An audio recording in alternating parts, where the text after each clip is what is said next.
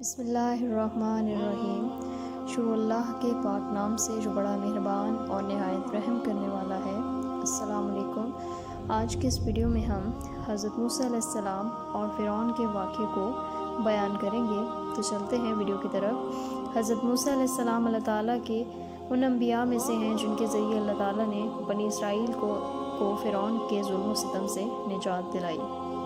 آپ علیہ السلام کے والد کا نام عمران اور والدہ کا نام یوکابد تھا۔ اللہ تعالیٰ نے حضرت موسیٰ علیہ السلام کا ذکر قرآن مجید کی کئی صورتوں میں کیا ہے۔ حضرت یوسف علیہ السلام جب مصر کے حکمران بنے تو کچھ ہی عرصے بعد حضرت یعقوب علیہ السلام اپنے پورے خاندان سمیت مصر میں آ کر آباد ہو گئے اور پرامن زندگی گزارنے لگے۔ حضرت یعقوب علیہ السلام کے بیٹوں کو اللہ تعالیٰ نے اپنی نعمتوں سے نوازا اور ان کی نسلوں کو خوب بڑھایا۔ آپ علیہ السلام کی اولاد سے جو لوگ وجود میں آئے انہیں بنی اسرائیل کہا جاتا ہے، جن کا قرآن مجید میں کئی مقامات پر ذکر آیا ہے۔ جب حضرت یوسف علیہ السلام اس دنیا سے رخصت ہوئے تو بنی اسرائیل کو بہت صدمہ ہوا۔ اہل مصر نے انہیں تسلی دی اور ہر حال میں ان کا خیال رکھنے کا وعدہ کیا۔ کچھ عرصہ تو اہل مصر نے اپنے قول کا پاس رکھا اور بنی اسرائیل کی عزت و شرف کو تسلیم کیا، لیکن رفتہ رفتہ بنی اسرائیل کے علماء نے لوگوں کو اللہ کی طرف دعوت دینا چھوڑ دی اور دنیا کے حصول میں مگن ہو گئے، اور لوگ بھی اللہ تعالیٰ سے دور ہو کر امیر سے حسد اور غریب کو حقیر سمجھنے لگے۔ بنی اسرائیل کے اس طرز عمل کو دیکھ کر اہل مصر بھی بنی اسرائیل کو نفرت کی نگاہ سے دیکھنے لگے، یہاں تک کہ بعض اہل مصر نے یہ ذہن بنا لیا کہ مصر میں بادشاہت کا حق صرف اہل مصر کو ہے۔ جب بنی اسرائیل نے اللہ تعالیٰ کی نافرمانیاں شروع کی تو اہل مصر کے دلوں سے ان کا مقام و مرتبہ ختم ہو گیا اور وہ بنی اسرائیل سے نفرت کرنے لگے۔ انہوں نے بنی اسرائیل کی حمایت ختم کر کے اپنی ہی قوم کے ولید بن ریان نامی آدمی جو فرعون کے لقب سے مشہور ہوا اس کی حمایت شروع کر دی، جو بہت جلد مصر کا بادشاہ بن گیا، اور وہ بہت ہی ظالم، متکبر اور جابر تھا اور اپنی قبطی قوم کو بادشاہوں کی قسم اور بنی اسرائیل کو غلام سمجھتا تھا۔ وہ اپنی قوم حکومت اور بادشاہت کے غرور میں اتنا آگے نکل گیا کہ اس نے اپنے رب اور معبود ہونے کا دعویٰ کر دیا اور بنی اسرائیل کو اپنا غلام بنا لیا۔ حضرت موسیٰ علیہ السلام کی ولادت سے پہلے فرعون نے خواب دیکھا کہ بیت المقدس کی طرف سے ایک آگ آئی اور مصر کے تمام قبطیوں کے گھر جلا گئے، لیکن بنی اسرائیل کو کوئی نقصان نہیں پہنچا۔ بیدار ہونے کے بعد وہ بہت خوفزدہ تھا کہ اس کی تعبیر کیا ہو سکتی ہے۔ اس نے اپنے تمام عالموں اور جادوگروں کو جمع کیا اور اس کی تعبیر پوچھی۔ انہوں نے کہا کہ اس خواب کی تعبیر یہ ہے کہ بنی اسرائیل میں ایک ایسا لڑکا پیدا ہوگا جس کے ہاتھوں اہل مصر یعنی قبطی تباہ ہو جائیں گے۔ چنانچہ فرعون نے اسی وقت بنی اسرائیل کے لڑکوں کو قتل کرنے اور لڑکیوں کو زندہ چھوڑنے کا حکم جاری کر دیا، لیکن تقدیر کے آگے تدبیر نہیں چلتی۔ فرعون نے اپنے خواب کی وجہ سے بہت زیادہ خوفزدہ تھا، اسے اپنی حکومت کے زوال کا خطرہ تھا، اس لیے اس نے ہر ممکن کوشش کی کہ بنی اسرائیل میں کوئی ایسا لڑکا پیدا نہ ہو جو میری حکومت کے زوال کا سبب بنے۔ اس نے کچھ مردوں اور عورتوں کی یہ ذمہ داری لگائی کہ بنی اسرائیل کی عورتوں میں سے جو بھی امید سے ہو اس کے پاس جائیں اور پیدا ہونے والے بچے کے بارے میں معلومات رکھیں۔ اگر لڑکا پیدا ہو تو اسے قتل کر دیں اور لڑکی ہو تو اسے رہنے دیں۔ ادھر فرعون کی یہ چالیں تھیں، ادھر تقدیر الہی اس پر ہنس رہی تھی اور کہہ رہی تھی کہ اے ظالم بادشاہ، تجھے اپنی افواج کی کثرت، اپنے اقتدار کی طاقت اور وسیع سلطنت پر غرور ہے، لیکن اس عظیم خالق کی طرف سے تو غافل ہے جس کی تقدیر کا کوئی توڑ نہیں، جس کے فیصلوں کو رد کرنے کی کسی میں مجال نہیں۔ وہ ذات یہ فیصلہ کر چکی ہے کہ جس بچے سے تو خوفزدہ ہے، جس کے لیے تو نے بے شمار معصوم بچوں کو قتل کرنے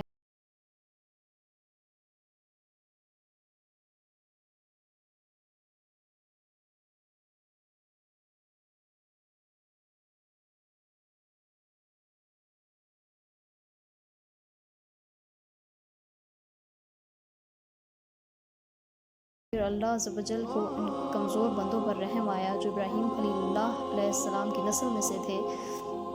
چنانچہ اللہ تعالیٰ نے انہیں فرعون کی غلامی سے نجات دلا کر آزادی جیسی عظیم نعمت سے نوازنا چاہا۔ فرعون اور اس کے لشکر کو ہلاک کر کے بنی اسرائیل کو اس زمین کا وارث بنانا چاہا۔ فرعون حامان ان کے فوجیوں کو یہ دکھانا چاہا کہ جس خوف سے وہ بنی اسرائیل کے بچوں کو قتل کروا رہے ہیں اس کا نتیجہ وہ اپنی آنکھوں سے دیکھ لیں۔ آپ علیہ السلام کی والدہ حمل کے دنوں میں بڑی فکر مند ہوئیں اور انہوں نے حمل کے ابتدائی ایام میں بہت احتیاط کی کہ کہیں حمل کی علامات ظاہر نہ ہوں اور دوسروں کو علم نہ ہو جائے۔ سورہ قصص کی آیت نمبر 4 تا 6 میں اللہ فرماتا ہے، وہ ان کے بیٹوں کو بری طرح ذبح کر دیتا اور ان کی بیٹیوں کو زندہ رہنے دیتا، بلا شبہ وہ فساد پھیلانے والوں میں سے تھا، اور ہم یہ چاہتے تھے کہ ان لوگوں پر احسان فرمائے جنہیں مصر میں کمزور بنا دیا گیا اور ان کا دین پیشوا اور سرزمین مصر کا وارث بنائیں اور انہیں زمین میں اقتدار عطا کریں، اور فرعون حامان اور ان کے لشکروں کو وہ کچھ دکھا دیں جن کا انہیں بنی اسرائیل سے خطرہ تھا۔ جب حضرت موسیٰ علیہ السلام کی ولادت ہوئی تو اللہ تعالیٰ نے حضرت موسیٰ علیہ السلام کی حفاظت کے لیے ان کے والدہ کے دل میں یہ بات ڈال دی کہ اپنے بچے کے لیے ایک صندوق بنا لو، جب تمہیں یہ خطرہ ہو کہ فرعون کے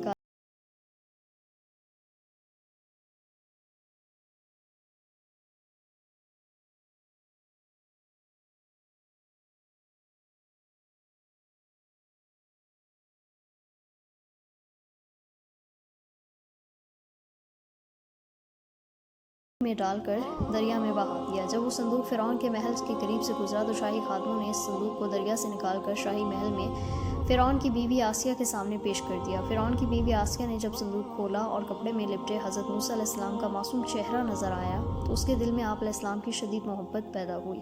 اس نے فرعون سے کہا، یہ تو بہت ہی پیارا بچہ ہے، یہ تو ہماری اور آپ کی آنکھوں کی ٹھنڈک ہے، اس لیے دوسرے بچوں کی طرح اسے قتل نہ کیا جائے۔ بہت ممکن ہے کہ یہ بچہ ہمیں کوئی فائدہ پہنچائے یا ہم اسے اپنا بیٹا بنا لیں۔ فرعون نے جب اس معصوم اور خوبصورت بچے کو دیکھا تو فوراً چونک پڑا اور کہ کہیں یہ وہی اسرائیلی بچہ نہ ہو جو میری حکومت کے زوال کا سبب بنے گا۔ یہ سوچ کر اس بچے کو قتل کرنے کا ارادہ کیا، لیکن اس کی بیوی رکاوٹ بن گئی، کیونکہ اللہ کا فیصلہ ہر چیز پر غالب رہتا ہے۔ اس طرح اللہ نے ایک دشمن کے گھر میں اس بچے کو اس طرح محفوظ کیا کہ وہ اسے ذرہ برابر بھی نقصان نہ پہنچا سکے۔ حضرت موسیٰ علیہ السلام کی والدہ نے جب آپ علیہ السلام کو صندوق میں بند کر کے دریا میں بہایا تو اپنی بیٹی یعنی موسیٰ علیہ السلام کی بہن کو خبر گیری کے لیے ان کے پیچھے روانہ کیا۔ جب وہ صندوق فرعون کے محل کے قریب پہنچا تو فرعون کے نوکر اسے اٹھا کر محل میں لے آئے۔ صندوق میں بہت خوبصورت بچے کو دیکھ کر فرعون کی بیوی آسیہ خوش ہوئی۔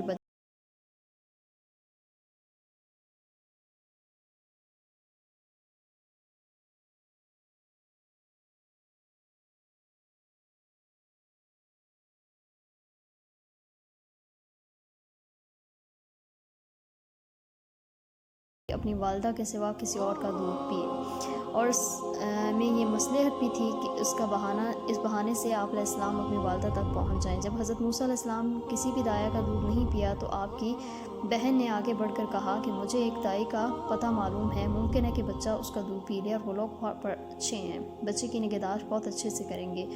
محل والوں نے فوراً اس دائی کو بلوایا۔ حضرت موسیٰ علیہ السلام نے ان کی گود میں جاتے ہی دودھ پینا شروع کر دیا، اور اس طرح اللہ نے آپ علیہ السلام کو دریا نیل سے نکال کر آپ علیہ السلام کی والدہ تک پہنچا دیا۔ آپ علیہ السلام اپنی والدہ کی محبت کے زیر سایہ پرورش پانے لگے۔ اللہ تعالیٰ نے آپ علیہ السلام کی والدہ سے جو وعدہ کیا تھا وہ پورا کر دیا، اور لوگوں کو اس کی خبر بھی نہیں ہونے دی۔ حضرت موسیٰ علیہ السلام کی والدہ کا خوف امن سے، فقیری امیری سے اور بھوک خوشحالی سے بدل گئی۔ آپ علیہ السلام کی والدہ فرعون سے شاہی انعام و کرام پاتی اور اپنے ہی پیارے بچے کی پرورش کرتی۔ اس طرح اللہ تعالیٰ نے آپ علیہ السلام کی فرعون کے گھر میں پرورش کروائی۔